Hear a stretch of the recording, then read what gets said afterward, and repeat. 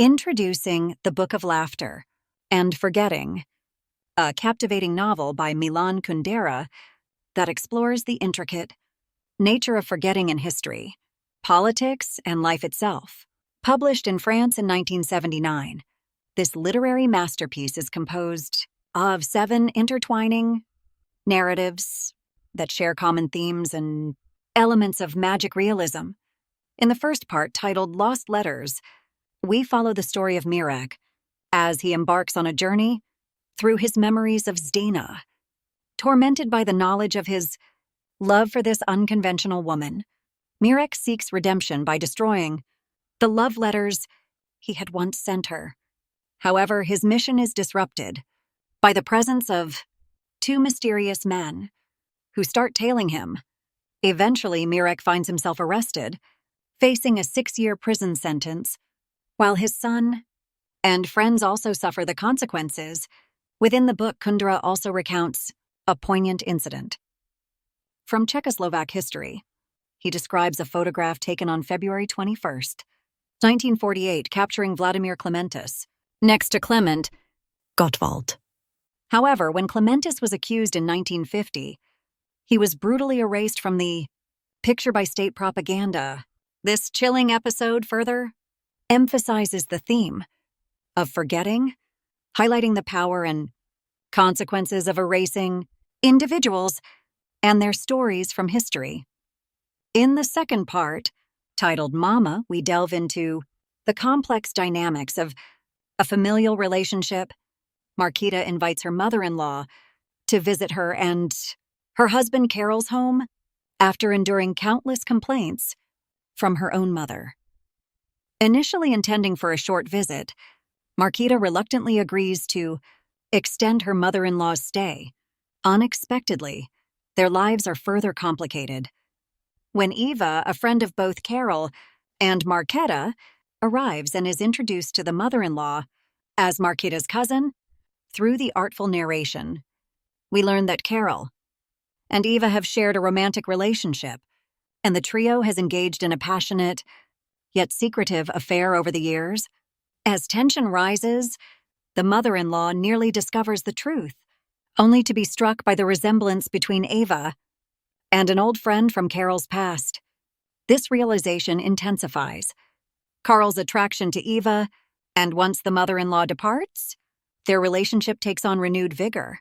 The Book of Laughter and Forgetting is an evocative and thought-provoking novel that explores the themes of memory, love, and the profound impact of forgotten histories.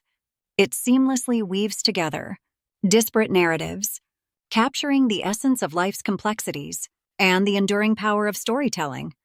Experience this captivating journey through Kundera's words as he unravels the profound depths of human existence and the delicate dance between laughter and forgetting.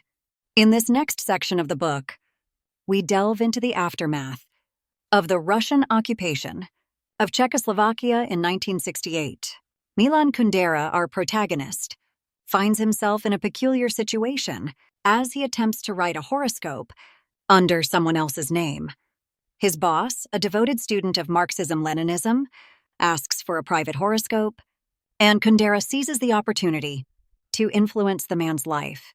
The horoscope extends to 10 pages, providing a transformative template for his boss. But soon, this playful diversion takes a serious turn. Kundera's associate, codenamed R, is summoned for questioning regarding Kundera's clandestine writing. The atmosphere shifts from amusement to concern as the repercussions of their actions become all too real. Kundera stirs a sense of unease and tension in the readers, mirroring the apprehension gripping his characters. Amidst this turmoil, Kundera introduces the concept of circle dancing. It is a joyous expression of togetherness, where the participants find themselves soaring into the sky with laughing angels. This beautiful imagery highlights the resilience of the human spirit, despite the daunting circumstances they face. In the following part of the book, we meet Tamina, a woman who works in a cafe. She longs to retrieve her love letters, and Diaries in Prague. With hope in her heart, she turns to her customer, Bibi, who will be traveling to the city. However, another customer named Hugo, who desires Tamina, offers his help in case Bibi cannot fulfill her request. The plot thickens as Tamina navigates her relationships and desires. During a visit to the zoo together, Tamina and Hugo encounter a group of ostriches. The peculiar behavior of these animals, with their mouths moving vigorously, sends a warning signal to Tamina. She develops a sense of foreboding, fearing for the safety of her cherished letters and diaries in Prague.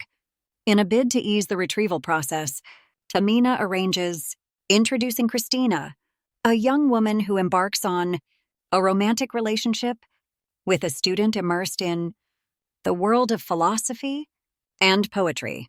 Their connection is deep, but there is something else that sets him apart and a profound feeling called litost. The author explains that litost is a Czech word that cannot be accurately translated into any other language. According to Kundera, litost is a state of torment created by the sudden sight of one's own misery. It is a feeling that is always present in the student Christina loves, and it played a part in his decision to part ways with his previous girlfriend. One day, the student's professor, known as Voltaire, extends an invitation to an evening gathering of renowned poets from their country. However, the student already has plans for the night. A date with Christina. Despite this, something changes. When he meets Christina on the day of the gathering, he is taken aback by her appearance. In the city setting, finding it tacky, gaudy, and simplistic. Intrigued, he decides to attend the gathering and tells Christina about it. Surprisingly, she is fascinated by the event and encourages him to seize the opportunity. The student agrees and heads to the meeting. In the presence of the great poets, he listens intently to their enlightening arguments and witness their poetic insults towards one another. Through this experience, he gains valuable insights and knowledge. Connecting with one of the poets, referred to as Goethe, the student requests a personal inscription in one of his books, which he later presents to Christina as a heartfelt gift. Their love for each other deepens as they share this moment, although they do not engage in sexual intimacy. Instead, they feel the immense love they have developed for one another. However, the student repeatedly tries to initiate physical intimacy with Christina. She, on the other hand, is consumed by the fear that it may lead to pregnancy, endangering her life. She repeatedly states that this act will result in her death. Misinterpreting her statement, the student believes that she means she will die from the immense love she feels for him. If they are separated for an extended period, this deeply moves him. As night falls, the student falls into a deep sleep and awakens the following morning to find a note from Christina in his coat. Upon reflecting on their passionate night, he realizes that he misunderstood her statement. Overwhelmed by litost, he yearns to seek revenge, but it is too late as Christina has already left. In the midst of his despair, one of the poets approaches him and fills him with a sense of glory, lifting his spirits from the ukshy depths of his anguish. In Part 6, The Angels, the author returns to Tamina and draws parallels between her struggles and the death of his father. Tamina embarks on a mysterious boat ride to an island, where she becomes stranded with numerous children. Despite being taunted by the children, Tamina remains unfazed until she decides to escape and tragically drowns. Finally, in Part 7, The Border, the author vividly describes an orgy scene aimed at criticizing the progressivism of the Clevis family. This depiction reveals the author's commentary on certain societal dynamics and beliefs.